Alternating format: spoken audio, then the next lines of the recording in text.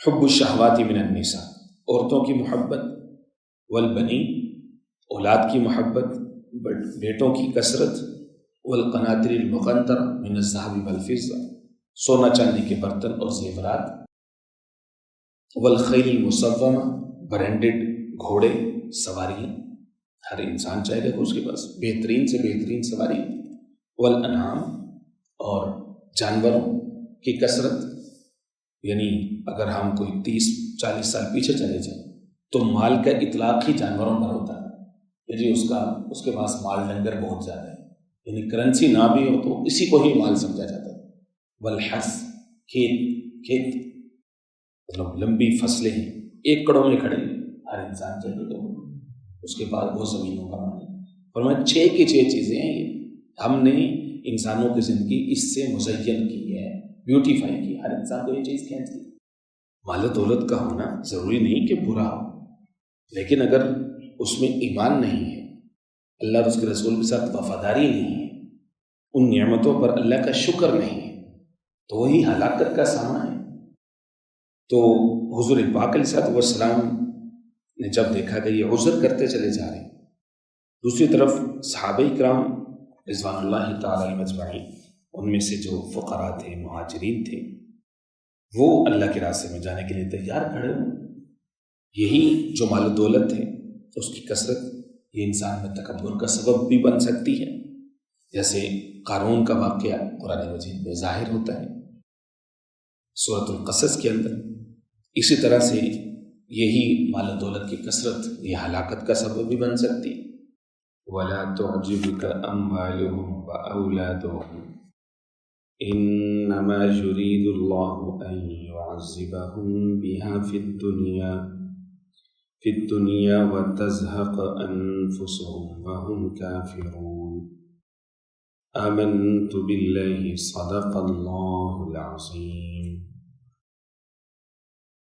میرے انتہائی واجب الاحترام، قابل صد احترام بزرگوں، بھائیوں اور نوجوان ساتھیوں، آج کے درس میں قرآن مجید کتاب حکمت کی سورہ نمبر 9 سورۃ التوبہ کی فقط ایک آیہ مبارکہ، آیہ نمبر 85 یہ شامل ہے، اور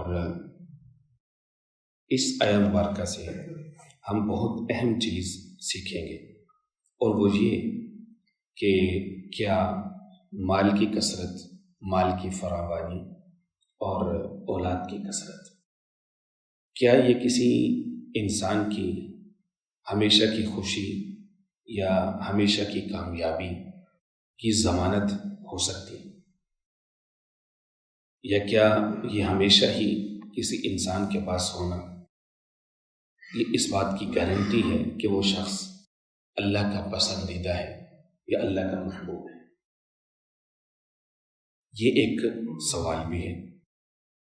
تو یہ جو آیہ مبارکہ ہے، یعنی آیہ نمبر 85، اس کا ایک کانٹیکسٹ ہے، اس کا ایک پس منظر ہے، اور وہ یہ کہ منافقین جو تھے حضور پاک علیہ السلام کے زمانے میں، حضور پاک علیہ السلام نے ان کو متعدد دفعہ چیک کیا، جو اللہ رب العزت نے فلٹر لگائے تھے ان کے ایمان کو ٹیسٹ کرنے، مثلا جہاد یا غزوہ پہ نکلنا، اللہ کے راستے میں نکلنا، حضور پاک علیہ السلام کی صدا پہ ان کے ساتھ دینا، اور یہاں پر بطور خاص سورۃ التوبہ کے اس حصے میں جو جتنی گفتگو ہو رہی ہے وہ خاص طور پر غزوہ تبوک کے تناظر میں ہو رہی ہے۔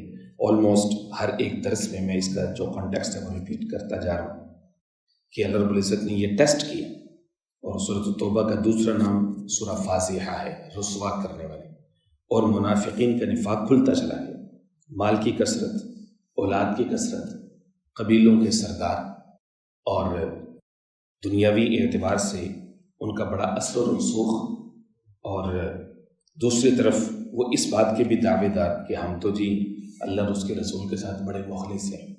اللہ نے فرمایا یہ 2 نمبر نہیں چلنے والی۔ مال و دولت کا ہونا ضروری نہیں کہ برا ہو، لیکن اگر اس میں ایمان نہیں ہے، اللہ اور اس کے رسول کے ساتھ وفاداری نہیں ہے، ان نعمتوں پر اللہ کا شکر نہیں ہے، تو وہی ہلاکت کا سامان ہے۔ تو حضور پاک علیہ السلام نے جب دیکھا کہ یہ عذر کرتے چلے جا رہے ہیں، دوسری طرف صحابہ کرام رضوان اللہ تعالی علیہم اجمعین، ان میں سے جو فقراء تھے، مہاجرین تھے، وہ اللہ کے راستے میں جانے کے لیے تیار کھڑے ہوں۔ اب نیچرل ہے کہ کوشچن ذہن میں آتا ہے کہ یہ لوگوں کیوں، ان کے پاس کیوں مال و دولت کی کثرت، اللہ کے نافرمان، باغی، اللہ کے راستے میں نکلنے سے انکاری، اور پھر حضور ان کے پاس جاتے کیوں ہیں دعوت کریں گے، ان کو کہا ہی کیوں جاتا ہے، کیا ان کا مال و دولت یہ اللہ کو پسندیدہ ہے؟ تو یہاں پر اللہ رب العزت نے اس ایک آیا میں ان سب سوالوں کے جواب دے دی اور ایک طرح کی کلیئرٹی آف کانسیپٹ دے دیا کہ ہمیشہ مال و دولت کی کثرت یہ انسان کی سکسیس، اس کی کامیابی، اس کی دائمی فرحت و راحت کا سامان نہیں ہوتا۔ یہ اس بات کو یاد رکھو۔ یہی جو مال و دولت ہے اس کی کثرت یہ انسان میں تکبر کا سبب بھی بن سکتی ہے، جیسے قارون کا واقعہ قرآن مجید میں ظاہر ہوتا ہے سورۃ القصص کے اندر۔ اسی طرح سے یہی مال و دولت کی کثرت یہ ہلاکت کا سبب بھی بن سکتی ہے۔ اصل چیز تو اس میں دیکھنا یہ ہے کہ ان کو استعمال کا طریقہ کیا ہے، ان سے فائدہ انسان کیسے اٹھاتا ہے ان مال و اسباب سے۔ سورہ آل عمران کے دوسرے رکوع میں رب العزت نے فرمایا زُيِّنَ لِلنَّاسِ حُبُّ الشَّهَوَاتِ مِنَ النِّسَاءِ وَالْبَنِينَ وَالْقَنَاطِرِ الْمُقَنطَرَةِ مِنَ الذَّهَبِ وَالْفِضَّةِ وَالْخَيْلِ الْمُسَوَّمَةِ وَالْأَنْعَامِ وَالْحَرْثِ۔ 6 دنیا کی نعمتیں ہیں، مال و اسباب ہیں، 6 نعمتیں، یعنی 100 میں سے 100 لوگ یہ چاہیں گے کہ یہ 6 کی 6 چیزیں میرے پاس ہوں، جو رب العزت نے سورہ آل عمران کے شروع میں بیان کی کہ دنیا کی زندگی کو ہم نے انسانوں کے لیے مزین کر دی، بیوٹیفائی کر دی۔ حب الشہوات من النساء، عورتوں کی محبت، والبنین، اولاد کی محبت، بیٹوں کی کثرت، والقناطر المقنطرہ من الذهب والفضہ، سونا چاندی کے برتن اور زیورات، والخیل المسومہ، برینڈڈ گھوڑے، سواریاں، ہر انسان چاہے گا کہ اس کے پاس بہترین سے بہترین سواری، والانعام، اور جانوروں کی کثرت، یعنی اگر ہم کوئی 30-40 سال پیچھے چلے جائیں تو مال کا اطلاق ہی جانوروں پر ہوتا ہے کہ جی اس کے پاس مال ڈنگر بہت زیادہ ہے، یعنی کرنسی نہ بھی ہو تو اسی کو ہی مال سمجھا جاتا ہے۔ والحرث، کھیت مطلب لمبی فصلیں ہیں، ایکڑوں میں کھڑے ہر انسان چاہیے تو اس کے بعد وہ زمینوں کا مال ہے۔ اور میں 6 کی 6 چیزیں ہیں، یہ ہم نے انسانوں کی زندگی اس سے مزین کی ہے، بیوٹیفائی کی، ہر انسان کو یہ چیز کھینچ دی۔ ذالک متاع الحیات الدنیا، اللہ نے فرمایا کہ دنیا کی زندگی کا متاع ہے، یاد رکھو واللہ عندہ حسن المآب، اسی میں نہ کھو جانا۔ یہ 6 چیزیں تمہیں اللہ سے غافل نہ کریں، اللہ سے دور نہ کریں۔ تم نے مال و دولت، محلات، ان کو اپنے لیے راحت کا سامان سمجھ لیا، اللہ کو چھوڑ دیا۔ فرمایا واللہ عندہ حسن المآب، سب سے بہترین ٹھکانہ تو اللہ کے پاس ہے۔ یعنی اگر کبھی تمہاری زندگی میں چوائس آ جائے دونوں میں سے تو تم کس کو چوز کرو؟ گویا کہ یہ مال و دولت یہ تمہارے لیے امتحان، اور یہ قرآن مجید نے کم از کم 2 جگہ پہ یہ فرمایا۔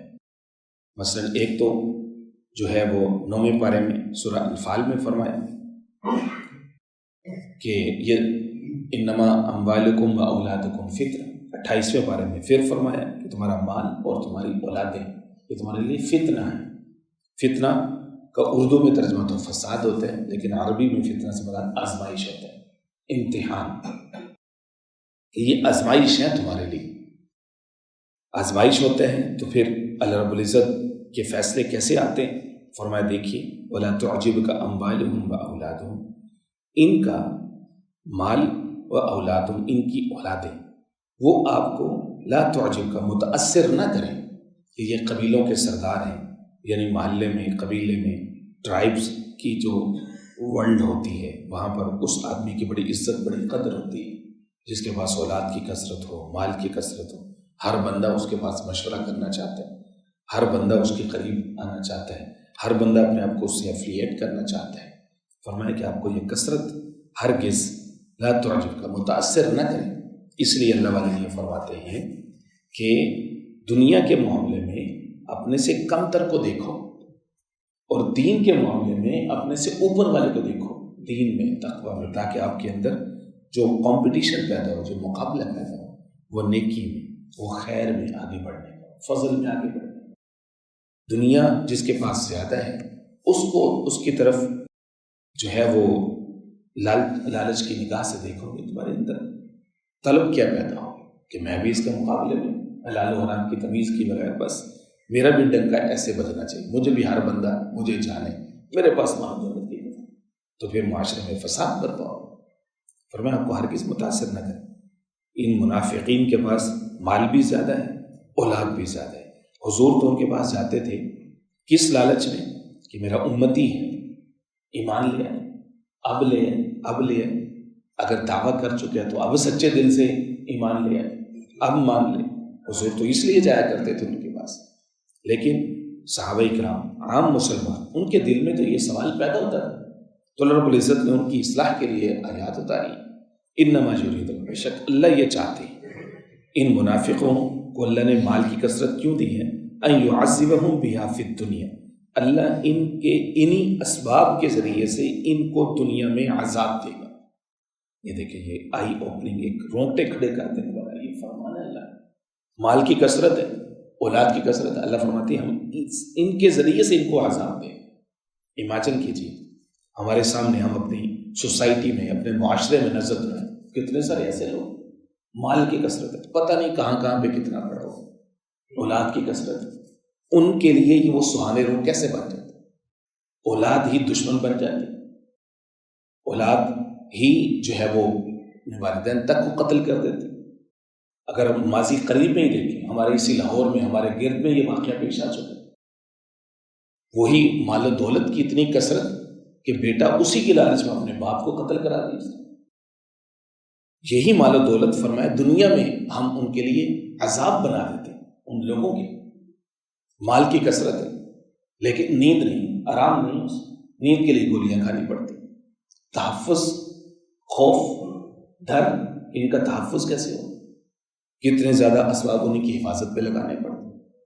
اولاد ہے، تقسیم، ایک یورپ میں ہے، ایک افریقہ میں، ایک فلاں جگہ میں، ایک فلاں جگہ، ملنا نصیب نہیں ہوتا ہے سالوں سال. یہ کیا ہے؟ کوئی بوڑھے باپ سے، بوڑھی ماں سے اس کا اندر تو جانے کہ اولاد کی اس کو کتنی تڑپ، کتنی طلب رہتی ہے اس کو مس کرنے کی، اس کے لمس کی، لیکن وہ سالوں سال نہیں مل سکتے. یہ بھی تکلیف نہیں، ایک شکل. فرمایا مال و اسباب ہوں تو اللہ سے راحت مانگو، اللہ کی قربت اختیار کرو، تاکہ یہ فساد کا اور تکلیف کا ذریعہ نہ بنے. جس طرح سے یہ منافقین کے لیے اللہ فرما رہے ہیں کہ ان کا مال و دولت ہم نے دنیا میں ہی ان کے لیے عذاب بنا دی. وَتَزْهَقَ أَنفُسُهُمْ، اور ان کی جانیں اس حال میں نکلیں گی وَهُمْ كَافِرُونَ، یہ حالت کفر میں ہو گیا، اب ان سے ایمان بھی چھین گیا. اللہ رب العزت سمیع نصیب فرمائے. وَمَا عَلَيْنَا